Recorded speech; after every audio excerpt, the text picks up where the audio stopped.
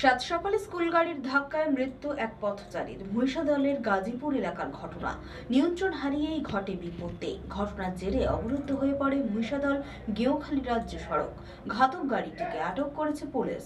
সাত সকালে স্কুল গাড়ির ধাক্কায় মৃত্যু হলো এক পথচারীর। জানা গিয়েছে মৃতের নাম শেখ ফয়জুল ইসলাম, বয়স আনুমানিক ৪৮, বাড়ি মহিষাদল থানার গাজীপুর এলাকায়।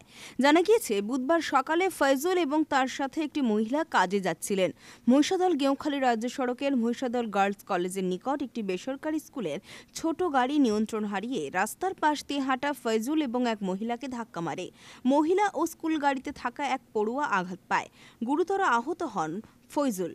তিনজনকে মহিষাদলের বাসুলিয়া গ্রামীণ হাসপাতালে নিয়ে যাওয়া হলে চিকিৎসক মৃত বলে ঘোষণা করেন।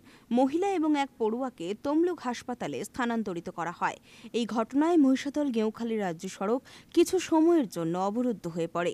পুলিশ গিয়ে তা স্বাভাবিক করে। গাড়ির চালক লুকিয়ে গেলেও পরে স্থানীয়রা খুঁজে তাকে গণপিটুনি দেয়। পুলিশ উদ্ধার করে তাকে হাসপাতালে পাঠায়। গাড়িটিকে আটক করেছে পুলিশ। রঞ্জন মাইতির রিপোর্ট, খবর বিসিবিএস।